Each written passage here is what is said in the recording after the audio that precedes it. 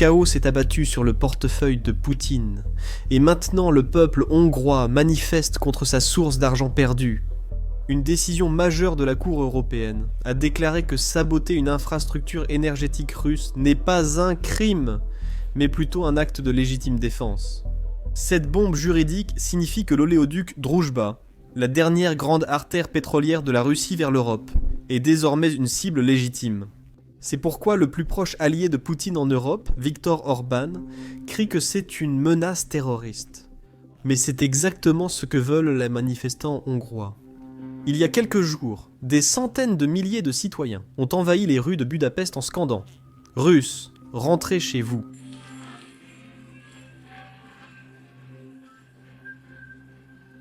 À cause de cela, Orban panique publiquement après avoir construit tout son parti sur l'opposition à l'Europe et le soutien à la Russie.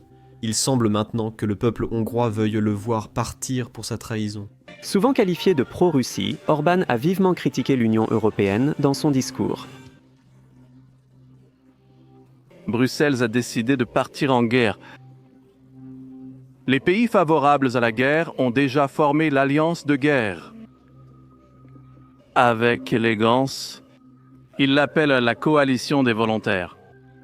Ils sont prêts à envoyer d'autres mourir. Ne veulent pas, font mourir les autres. Viktor Orban s'oppose souvent au bloc et utilise fréquemment le veto hongrois pour bloquer les négociations d'adhésion de l'Ukraine à l'Union européenne, ainsi que s'opposer à la livraison d'armes à Kiev ou à l'introduction de sanctions contre Moscou. Et il refuse d'arrêter d'acheter du gaz russe. Ce que vous avez entendu était horrible, mais ce n'était rien comparé à ce qu'il a déjà dit. Orban a à plusieurs reprises accusé l'Ukraine, et non Vladimir Poutine, d'être responsable de l'invasion russe. À cela, l'Union européenne a répliqué en disant qu'il irait jusqu'à accuser les Hongrois pour l'invasion soviétique de 1956. Cela nous amène au rassemblement du 23 octobre, il y a quelques jours. Ce rassemblement commémorait les manifestations pro-démocratie de 1956 en Hongrie. À l'époque, le peuple hongrois s'est spontanément soulevé à l'échelle nationale pour défier 10 ans d'oppression soviétique. L'événement était si marquant que, brièvement, même l'Occident a cru possible de briser le rideau de fer. La révolte débute à Budapest, où des centaines de milliers d'étudiants et citoyens défilent pour des revendications simples. Ils voulaient la liberté politique, la fin du régime communiste à parti unique et le retrait des troupes soviétiques. Peu à peu, la protestation a pris de plus en plus d'ampleur. Elle est devenue si grande que le Parti communiste a dû céder à certaines demandes. Suite à la protestation, le chef a été nommé Premier ministre. Imri Nagy était connu comme un réformateur, et il était en fait Premier ministre il y a tout juste un an, mais il a été démis de ses fonctions pour avoir été trop libéral. Voilà pourquoi les gens voulaient son retour. Et dès qu'il était redevenu Premier ministre, il a annoncé la fin de la police secrète. Élection libre. Et surtout, il a déclaré la Hongrie comme un État neutre. Et il s'est retiré du pacte de Varsovie dirigé par les soviétiques. Pour le Kremlin, c'était une menace existentielle. Nikita Khrouchtchev voyait la tentative de la Hongrie de quitter le pacte de Varsovie comme une faiblesse intolérable. Ainsi, le 4 novembre 1956, les soviétiques ont envahi la Hongrie. Plus de 20 000 soldats soviétiques et des milliers de chars ont déferlé dans le pays, encerclant la ville de Budapest. Malgré leur résistance héroïque rue par rue, les combattants hongrois étaient dépassés par la puissance de feu ennemi. Le soulèvement a été écrasé et, lors de la répression, environ 3000 Hongrois ont perdu la vie. Les soviétiques ont créé un gouvernement fantoche et exécuté le premier ministre Imre Nagy. Le message était brutal et clair. Au sein du bloc soviétique, il n'y avait aucun chemin vers la liberté qui soit acceptable. 20 000 Hongrois ont dû quitter leur pays après cela. Ils ont payé un prix tragique pour quelques jours d'espoir. Mais vous voyez, c'est la mémoire de 1956 qui fait que les cris de « Russes, rentrez chez vous » résonnent aujourd'hui si puissamment en Hongrie. Et c'est exactement pour cela que pour Viktor Orban, ces slogans sont un signe que son pouvoir s'effrite. Le chef de cette opposition politique est Péter Magyar, un ancien membre du gouvernement et avocat qui a rompu avec le parti au pouvoir. La montée de Magyar a été spectaculaire. Il est devenu une force politique presque du jour au lendemain. Ces manifestations actuelles sont motivées par la colère contre la corruption, une économie stagnante et surtout l'opposition d'Orban à la politique de l'Union européenne sur l'Ukraine. Pendant qu'Orban défile sous la bannière de la paix et refuse de mourir pour l'Ukraine. La foule de Maguire relie ouvertement la politique d'Orban à la tyrannie soviétique, même contre laquelle leur nation s'est rebellée en 1956. Écoutez simplement un discours qu'il a prononcé lors du rassemblement, il y a quelques jours. Magyarok qui sont pour la patrie. Des Hongrois morts pour leur pays et la liberté. Nous, réunis aujourd'hui sur la place des héros. Nous avons hérité du destin. Pour en être les dignes héritiers. Ce destin est maintenant le nôtre, pour être dignes des héros de 1956. Nous devons rester unis et compter les uns sur les autres pour rassembler cette nation. Réunissons à nouveau cette nation. Mais pour Orban, les mauvaises nouvelles ne s'arrêtent pas là. Depuis le début de l'invasion russe, la Hongrie est l'un des rares pays en Europe à refuser d'arrêter d'acheter du pétrole russe. En fait, la Hongrie a versé à Poutine des dizaines de milliards de dollars au cours des 3 dernières années, que Poutine a ensuite utilisé pour tuer des civils ukrainiens. Et chaque fois qu'on pose la question à Orban à ce sujet, sa réponse est toujours la même. La Hongrie est un pays enclavé géographiquement, donc elle n'a pas d'autre choix que la Russie. Écoutez bien. Le président Zelensky vous a encore demandé de cesser d'acheter du pétrole russe, affirmant que vous soutenez plus la Russie que l'Amérique. Que répondez-vous ? Je ne peux pas changer la géographie. J'essaye d'être un homme fort, je peux changer la politique, mais je ne peux pas changer la géographie. La Hongrie, pays enclavé, dépend des oléoducs et doit acheter du pétrole aux Russes. Le refus d'Orban explique pourquoi ces nouvelles sanctions de Trump portent un coup dur à l'économie hongroise déjà en difficulté. À cause des sanctions, la Hongrie risque maintenant d'être elle-même sanctionnée si elle continue d'acheter ce précieux pétrole russe qu'Orban aime tant. C'est justement pourquoi Orban se rend en urgence à Washington pendant que j'enregistre cette vidéo, pour convaincre le président Trump de lui accorder une dérogation. Mais vous voyez, cette excuse hongroise qu'Orban utilise pourrait en réalité ne pas fonctionner. L'Union européenne a proposé à la Hongrie plusieurs alternatives pour remplacer le pétrole russe. La plus simple est d'obtenir ce pétrole au même prix, via une route plus courte depuis la Croatie. La Commission européenne garantit en fait qu'elle peut remplacer toute la demande que la Hongrie a, celle qu'elle obtient de la Russie. Et c'est exactement pour cela qu'Orban panique. Parce qu'il voit que les États-Unis soutiennent en réalité ce plan. Écoutez simplement ce qu'a dit ce matin l'ambassadeur américain auprès de l'OTAN. La Turquie et la Slovaquie, qui continuent d'acheter du pétrole et du gaz russe, vont élaborer un plan et exécuter un plan pour les sevrer du pétrole et du gaz russe. Et vous savez, la Hongrie, contrairement à beaucoup de ses voisins, n'a pris aucune mesure ni élaboré aucun plan. Nous continuerons à travailler avec eux et avec leurs voisins, comme la Croatie et d'autres pays, qui peuvent nous les aider à s'en détacher.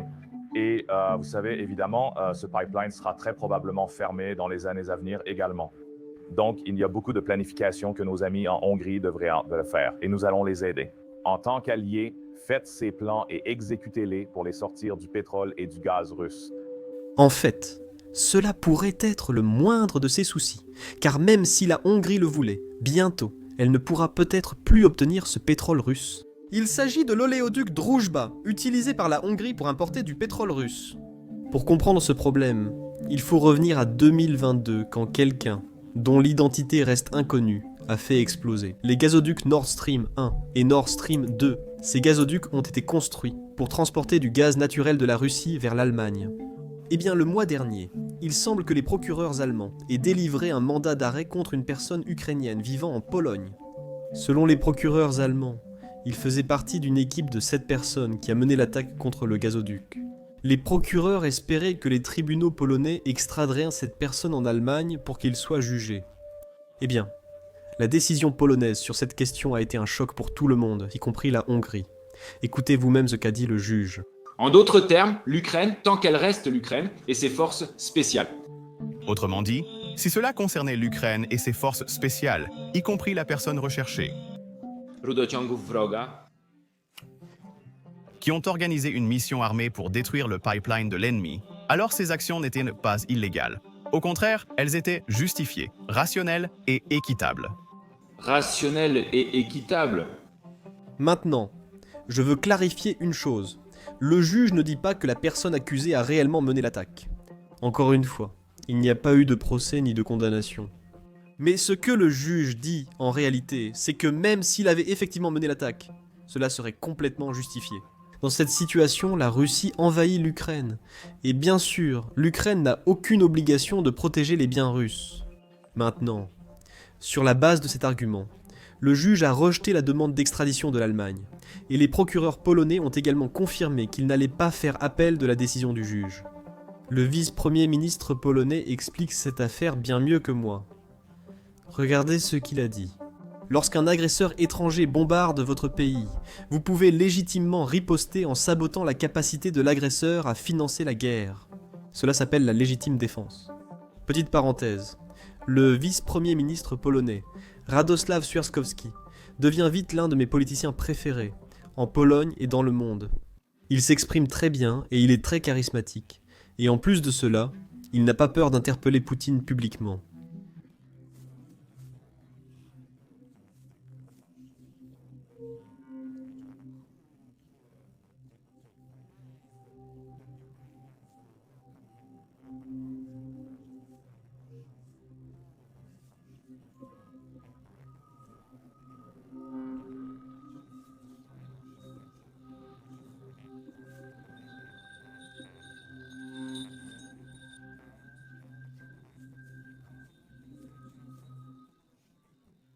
Ces guerres coloniales durent généralement une décennie.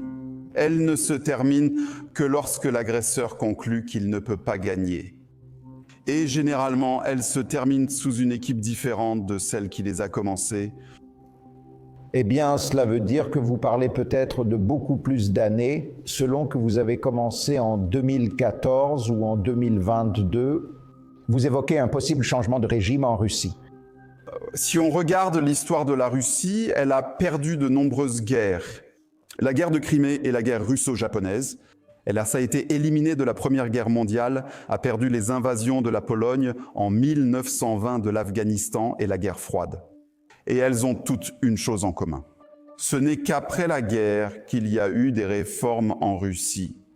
Et en fait, les réformes n'ont lieu qu'après une guerre perdue.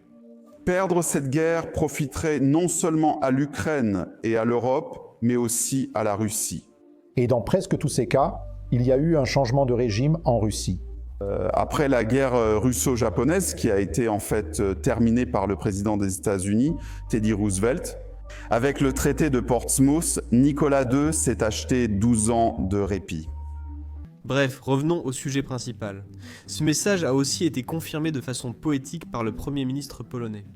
Regardez, le problème avec Nord Stream, ce n'est pas qu'il a été détruit, le problème c'est qu'il a été construit. Maintenant, des messages comme ceux-ci, et bien sûr la décision du juge polonais, font peur à la Hongrie. Parce que, tout comme les gazoducs Nord Stream, la Hongrie a aussi un pipeline qui vient de Russie, et que Vladimir Poutine utilise pour financer sa guerre. Ce pipeline n'est autre que le pipeline Druzhba. Et faites attention à cette partie qui vient du Bélarus vers l'Ukraine, puis va en Slovaquie et en Hongrie. Eh bien c'est ce pipeline qui maintient Orban à flot, mais même pour Poutine, c'est un pipeline très important. Ces 3 dernières années, il a gagné des milliards chaque année malgré les sanctions. Donc, pour Poutine, c'est un très bon moyen de contourner les sanctions.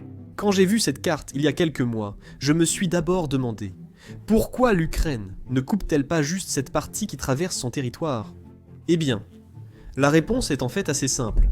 L'Ukraine ne veut pas se mettre à dos l'Union européenne.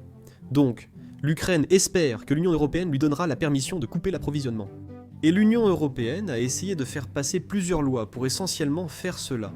Mais c'est toujours le veto de la Hongrie qui bloque les plans pour fermer ce pipeline. Eh bien, il semble maintenant qu'à la lumière du nouveau verdict polonais, les responsables hongrois sont un peu inquiets de maintenir ce pipeline en activité. Regardez comment réagit le ministre hongrois des Affaires étrangères. Maintenant, juste pour ceux qui ne connaissent pas Twitter, le Premier ministre polonais a tweeté que les tribunaux ont rejeté la demande d'extradition. Le ministre hongrois des Affaires étrangères répond « Scandaleux ». Selon la Pologne, si une infrastructure en Europe ne vous plaît pas, vous pouvez simplement la faire exploser. Ils accordent ainsi une autorisation préalable à une attaque terroriste en Europe. La Pologne n'a pas seulement libéré, mais célèbre un terroriste. Voilà à quoi en est réduit l'état de droit européen. Mon message au ministre hongrois des Affaires étrangères est simple. S'il est tant les terroristes, il devrait éviter que son Premier ministre en rencontre un au Kremlin. Pour clarifier encore, au cas où le ministre hongrois des Affaires étrangères verrait cette vidéo, le juge polonais ne dit pas que vous pouvez faire exploser n'importe quoi et tout. Il dit que si quelqu'un envahit votre pays, vous pouvez vous en prendre à ses finances. Cela s'appelle de la légitime défense. Pour clarifier, si le ministre hongrois des Affaires étrangères ne connaît pas tous les détails, l'attaque n'a pas eu lieu en Pologne. Le Nord Stream a été détruit dans les eaux internationales. L'Ukraine et les citoyens ukrainiens sont tout à fait dans leur droit de faire cela. Je ne dis pas que ce type l'a fait, mais si c'est le cas, c'est compréhensible. Je ne suis pas avocat, donc je ne débattrai pas de la légalité de tout cela. Mais sur le plan moral, la Russie tue des enfants ukrainiens dans des crèches. Nous avons la vidéo. La Russie attaque des appartements et maisons de retraite ukrainiens. Je pense qu'il est tout à fait juste que l'Ukraine élimine tout ce que la Russie utilise pour financer ses missiles et ses drones. Et devinez quoi? Les élections hongroises ont lieu dans 6 mois. Et je pense qu'Orban et son ministre des Affaires étrangères seront surpris de découvrir que même les citoyens hongrois sont d'accord avec moi. C'est tout pour aujourd'hui. N'oubliez pas de cliquer sur le bouton d'abonnement ci-dessous, et on se retrouve dans la prochaine vidéo.